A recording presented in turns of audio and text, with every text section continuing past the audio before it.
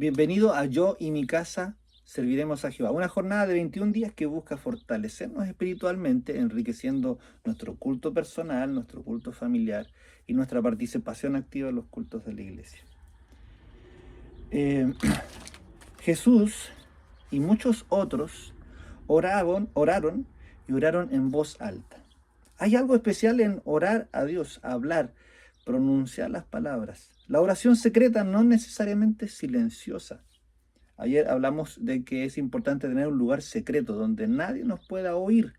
Solamente Dios pueda oírnos. ¿Para qué buscaríamos un lugar secreto?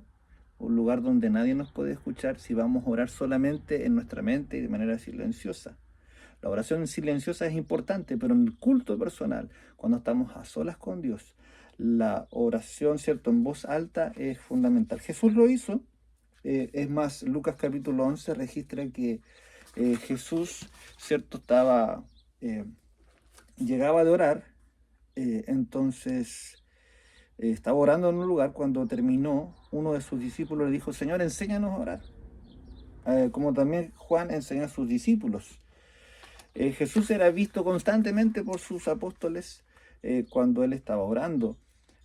Mateo capítulo 26, versículos 36 al 44 dice, Jesús ora allí en el huerto y dice: no sea como yo quiero, sino como tú.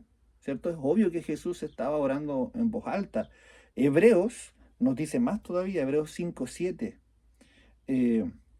Jesús ofreciendo ruegos y súplicas con gran clamor y lágrimas al que le podía librar de la muerte, fue oído a causa de su temor reverente. También lo hizo Ana, y yo quisiera que me acompañes al libro de Samuel, en su capítulo 1. Vemos algunos elementos importantes y los beneficios que tiene la oración privada, pero al mismo tiempo esta oración, ¿cierto?, en voz alta. Y dice, conocemos la historia de Ana, una mujer que estaba atribulada de espíritu, que no podía, es cierto, tener hijos, y ella va al templo a orar.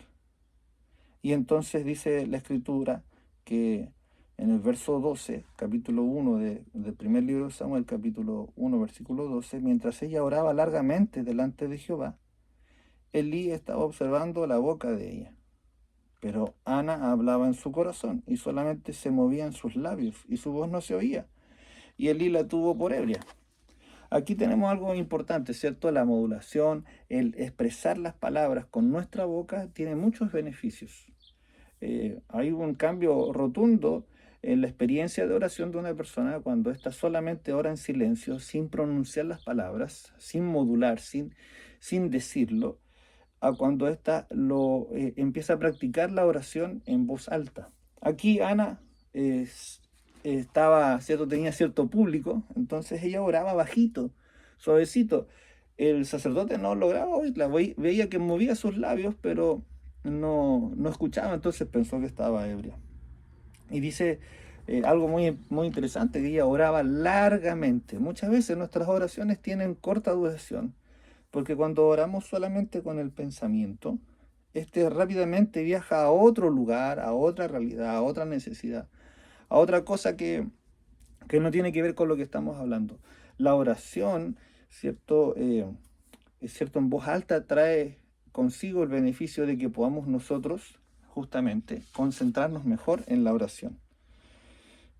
Nuestra elevada vocación dice en el igual que dice que debemos aprender a orar en voz alta cuando únicamente Dios, ¿cierto?, puede oír. Así que vamos a seguir el ejemplo de Jesús, practicando la oración privada en nuestro lugar secreto de oración y hablando con Dios como con un amigo. Saben que hay una gran diferencia cuando nosotros podemos expresar con el sentimiento de nuestra voz, hablar a Dios, contarle, ¿cierto?, como dice el camino a Cristo, es abrir el corazón a Dios como un amigo, y es necesario expresar. Muchas veces decimos: Señor, tú lo sabes todo, y eso no es suficiente. Es necesario expresarlo con nuestra voz. Es necesario decir las cosas al Señor, que sea algo tocante a nuestra vida real, conforme a nuestras necesidades, a lo que estamos pasando en este momento. Dios te bendiga, es mi sincero deseo, que en tu oración privada puedas buscar a Dios, ¿cierto? Hablando con Él, en voz alta, ¿cierto? Donde solamente Él te pueda oír. Dios te bendiga.